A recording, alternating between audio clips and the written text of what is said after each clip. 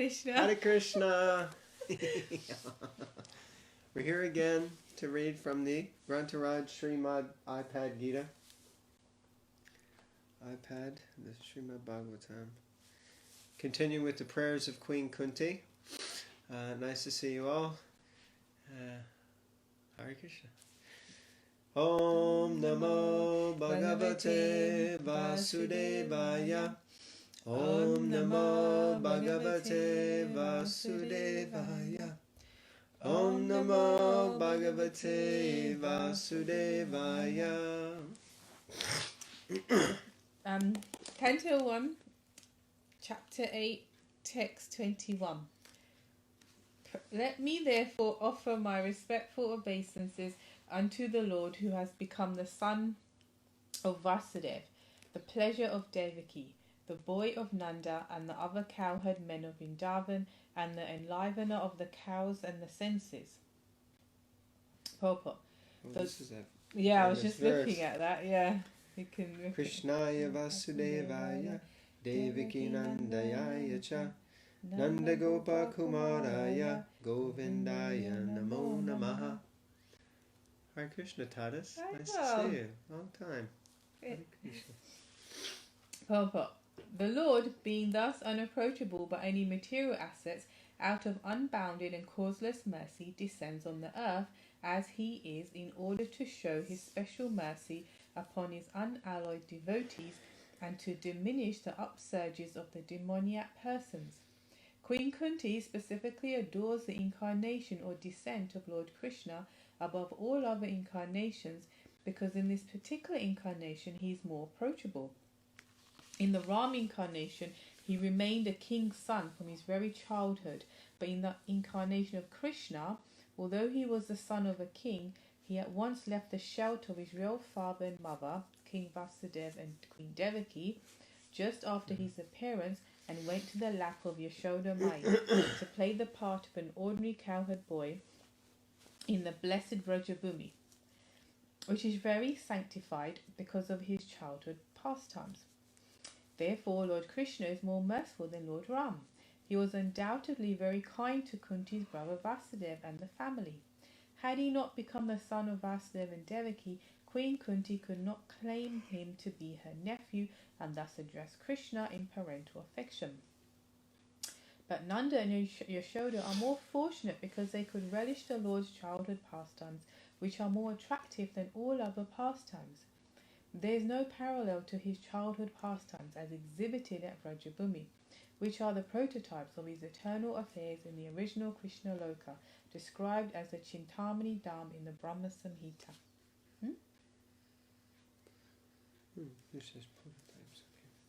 Lord Sri Krishna descended himself at Vrajabhumi with all his transcendental entourage and paraphernalia. Sri Chaitanya Mahaprabhu therefore confirmed that no one is as fortunate as the residents of Vrajabhumi, and specifically the cowherd girls, who dedicated their everything for the satisfaction of the Lord. His pastimes with Nanda and Yashoda, and his pastimes with the cowherd men, and especially with the cowherd boys and the cows, have caused him to be known as Govinda. Lord Krishna as Govinda is more inclined to the brahmanas and the cows, indicating thereby that human prosperity depends more on these two items, namely Brahminical culture and cow protection. Lord Krishna is never satisfied where these are lacking.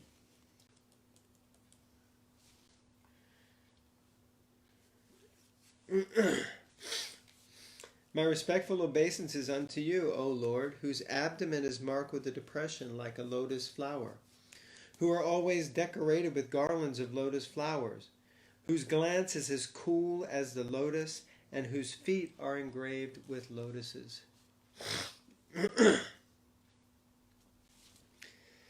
Here are some of the specific symbolic marks on the spiritual body of the personality of Godhead, which distinguish his body from the body of all others. They are all special features of the body of the Lord. The Lord may appear as one of us, but he is always distinct by his specific bodily features. Srimati Kunti claims herself unfit to see the Lord because of her being a woman. This is claimed because women, Shudras, laborer class, and the Dvija Bandhus, or wretched descendants of the higher three classes, are unfit by intelligence to understand transcendental subject matter concerning the spiritual name, fame, attributes, forms, etc. of the Supreme Absolute Truth.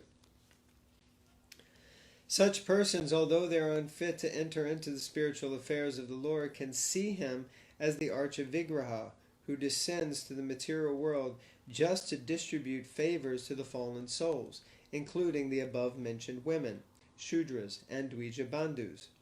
Because such fallen souls cannot see anything beyond matter, the Lord condescends to enter into each and every one of the innumerable universes as the Garbhodakshai Vishnu, who grows a lotus stem from the lotus-like depression in the center of his transcendental abdomen, and thus Brahma, the first living being in the universe, is born.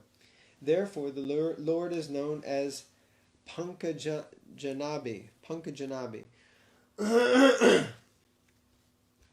The Pankajanabi Lord accepts the Archa-Vigraha, his transcendental form, in different elements, namely a form within the mind, a form made of wood, a form made of earth, a form made of metal, a form made of jewel, a form made of paint, a form drawn on sand, etc. All such forms of the Lord are always decorated with garlands of lotus flowers, and there should be a soothing atmosphere in the temple of worship to attract the burning attention of the non-devotees, always engaged in material wranglings. The meditators worship a Lord within the mind. Therefore, the Lord is merciful even to the women, Shudras, and Dvija Bandhus, provided they agree to visit the temple of worship in different forms made for them. Such temple visitors are not idolaters, as alleged by some men with a poor fund of knowledge. All the great acharyas established such temples of worship in all places just to favor the less intelligent, and one should not pose himself as transcending the stage of temple worship while one is actually in the category of the Shudras and the women or less. One should begin to see the Lord from his lotus feet, gradually rising to the thighs, waist, chest, and face. One should not try to look at the face of the Lord without being accustomed to seeing the lotus feet of the Lord. Srimati Kunti, because of her being the aunt of the Lord, did not begin to see the Lord from the lotus feet because the Lord might feel ashamed. And thus Kunti Devi, just to save a painful situation for the Lord, began to see the Lord just above his lotus feet, i.e. from the waist of the Lord gradually rising to the face and then down to the lotus feet. In the round, everything is in order. Everything there is in order. That's an interesting statement. Yeah. Text 23. O Rishikesh, master of the senses and lord of the lords, you have released your mother Devaki, who was long imprisoned and distressed by the envious King Kamsa, and me and my children from a series of constant dangers. Purport. Devaki, the mother of Krishna and sister of King Kamsa, was put into prison along with her husband, Vasudev, because the envious king was afraid of being killed by Devaki's eighth son, Krishna. He killed all the sons of Devaki who were born before Krishna, but Krishna escaped the danger of child slaughter because he was transferred to the house of Nanda Maharaj. Lord Krishna's foster father Kunti Devi, along with her children, was also saved from a series of dangers. But Kunti Devi was shown far more favour because Lord Krishna did not save the other children of Devaki, whereas he saved the children of Kunti Devi. This was done because Devaki's husband Vasudeva was living, whereas Kunti Devi was a widow, and there was none to help her except Krishna. The conclusion is that Krishna endows more favour to a devotee who is in greater dangers. Sometimes he puts his pure devotees in such dangers because in that condition of helplessness, the devotee becomes more attached to the Lord. The more the attachment is there for the Lord, the more success is there for the devotee. Text 24. My dear Krishna, your lordship has protected us from a poisoned cake, from a great fire, from cannibals, from the vicious assembly, from sufferings during our exile in the forest and from the battle where great generals fought. And now you have saved us from the weapon of Ashwatthama. Purport. The list of dangerous encounters is submitted herein. Devaki was once put into difficulty by her envious brother. Otherwise, she was well. But Kunti Devi and her sons were put into one difficulty after another for years. For years and years together. They were put into trouble by Duryodhana and his party due to the kingdom. And each and every time the sons of Kunti were saved by the Lord. Once Bhima was administered poison in a cake. Once they were put into the house made of shellac and set afire. And once Draupadi was dragged out, and attempts were made to insult her by stripping her naked in the vicious assembly of the Kurus. The Lord saved Draupadi by supplying an immeasurable length of cloth, and Duryodhana's party failed to see her naked. Similarly, when they were exiled in the forest, Bhima had to fight with the man-eater demon Hidimba Rakshasa, but the Lord saved him. So it was not finished there. After all these tribulations, there was the great battle of Kurukshetra, and Arjuna had to meet such great generals as Drona, Bhishma, and Karna, all powerful fighters. And at last, even when everything was done away with, there was the Brahmastra released by the son of Dronacharya to kill the child within the womb of Uttara. And so the Lord saved the only surviving descendant of the Kurus, Maharaj Parikshit. Text 25. I wish that all those calamities would happen again and again. This is, isn't it? What's this reading? Vipada Shantuta Shashwa Tatra Tatra Jagaguru Bhavato Darshanam Yatsyad Apuna Bhava Darshanam. I wish that all those calamities would happen again and again, so that we could see you again and again. For seeing you means that we will no longer see repeated births and deaths. Purport. Generally, the distressed, the needy, the intelligent, and the inquisitive who have performed some pious activities worship or begin to worship the Lord. Others who are thriving on misdeeds only, regardless of status, cannot approach the Supreme due to being misled by the illusory energy. Therefore, for a pious person, if there is some calamity, there is no other alternative than to take shelter of the lotus feet of the Lord. Constantly remembering the lotus feet of the Lord means preparing for liberation from birth and death. Therefore, even though they are so-called calamities, they are welcome because they give us an opportunity to remember the Lord, which means liberation.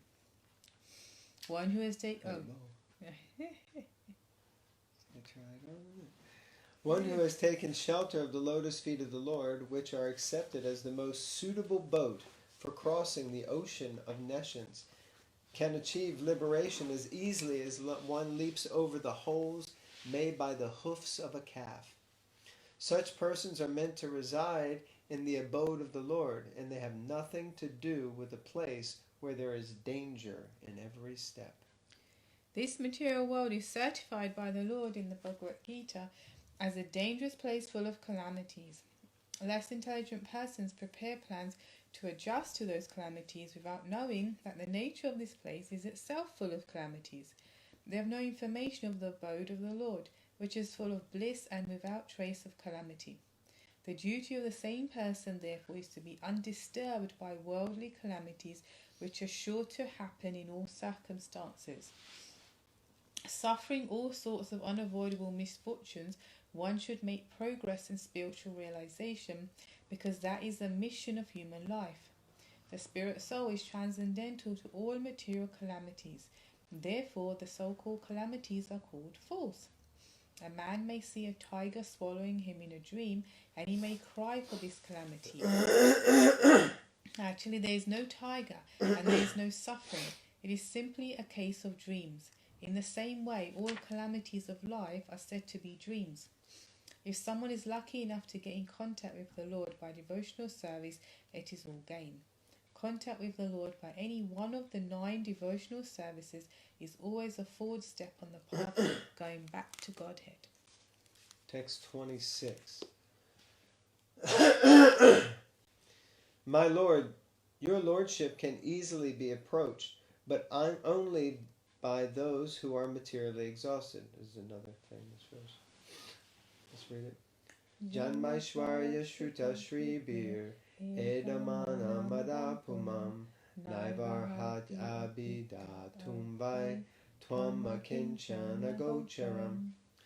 My Lord, your lordship can easily be approached, but only by those who are materially exhausted.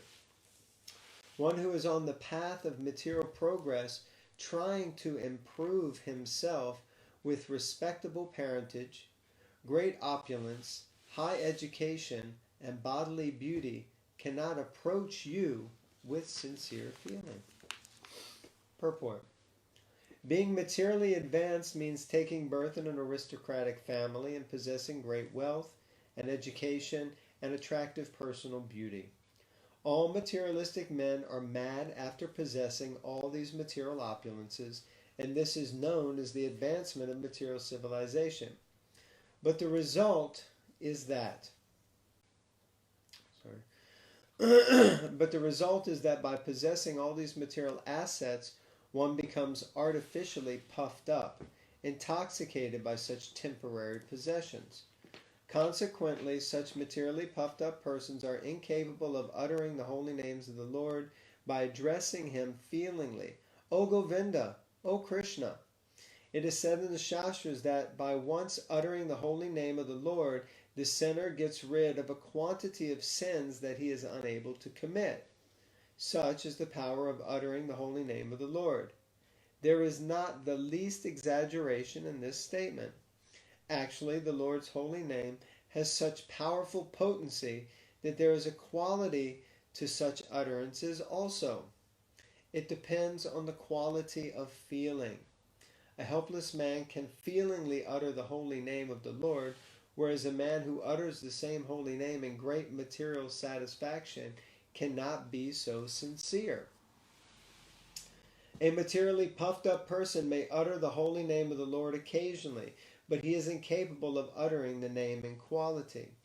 Therefore, the four principles of material advancement, namely high parentage, good wealth, high education, and attractive beauty, Janmaishwarya, Shruta, Shribir, Edhamana Madhapuman. Janma is high birth, Aishwarya, opulence, Shruta, education, and Shribi is a possession of beauty. Are, so to speak, disqualifications for progress on the path of spiritual advancement. The material covering of the pure spirit soul is an external feature as much as fever is an external feature of an unhealthy body. The general process is to decrease the degree of the fever and not to aggravate it by maltreatment. Sometimes it is seen that spiritually advanced persons become materially impoverished. This is no discouragement.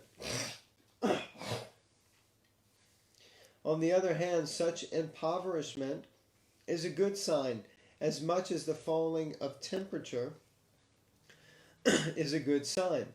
The principle of life should be to decrease the degree of material intoxication, which leads one to be more and more illusioned about the aim of life. Grossly illusioned persons are quite unfit for entrance into the kingdom of God. Text 27. My obeisances are unto you who are the property of the materially impoverished. You have nothing to do with the actions and reactions of the material modes of nature. I mean, this is also a verse, no? You are self-satisfied, and therefore you are the most gentle and are master of the monists. A living being is finished as soon as there is nothing to possess. Therefore, a living being cannot be, in the real sense of the term, a renouncer. A living being renounces something for gaining something more valuable. A student sacrifices his childish proclivities to gain better education. A servant gives up his job for a better job. Similarly, a devotee renounces the material world not for nothing, but for something tangible in spiritual value. Srila Rupa Goswami, Sanatana Goswami, Srila Raghunath Das Goswami, and others gave up their worldly pomp and prosperity for the sake of the service of the Lord. They were big men in the worldly sense. The Goswamis were ministers in the government service of Bengal, and Srila Raghunath Das Goswami was the son of a big zamindar of his time. But they left everything to gain something superior to what they previously possessed. The devotees are generally without material prosperity, but they have a very secret treasure house in the lotus feet of the Lord. There is a nice story about Srila Sanatana Goswami. He had a touchstone with him, and this stone was left in a pile of refuse. A needy man took it, but later on wondered why the valuable stone was kept in such a neglected place. He therefore asked him for the most valuable thing, and then he was given the holy name of the Lord.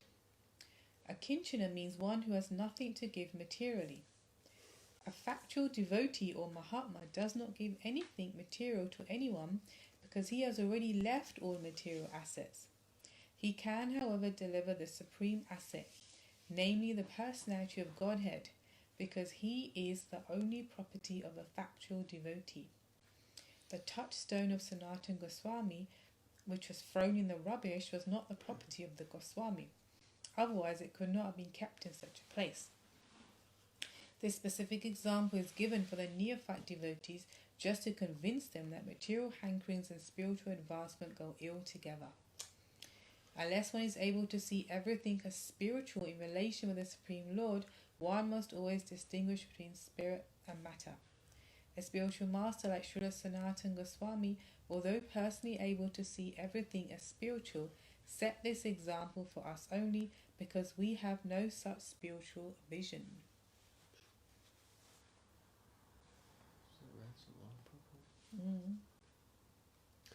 Advancement of material vision or material civilization is a great stumbling block for spiritual advancement.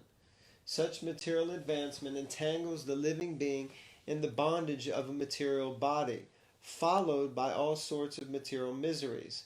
Such material advancement is called anartha, or things not wanted. Actually, this is so. In the present context of material advancement, one uses lipstick at a cost of 50 cents, and there are so many unwanted things which are all products of the material conception of life. By diverting attention to so many unwanted things, human energy is spoiled. Human energy is spoiled without achievement of spiritual realization, the prime necessity of life. The attempt to reach the moon is another example of spoiling energy, because even if the moon is reached, the problems of life will not be solved. And they weren't. The devotees of the Lord are called akinchanas, because they have practically no material assets. Such material assets are all products of the three modes of material nature. They foil spiritual energy, and thus the less we possess such products of material nature, the more we have a good chance for spiritual progress. The Supreme Personality of God has no direct connection with material activities. All his acts and deeds, which are exhibited even in this material world, are spiritual and without affection for the modes of material nature. In the Bhagavad Gita, the Lord says that all his acts, even his appearance and disappearance, in and out of the material world are transcendental. And one who knows this perfectly shall not take his birth again in this material world, but will go back to Godhead. The material disease is due to hankering after and lording it over material nature.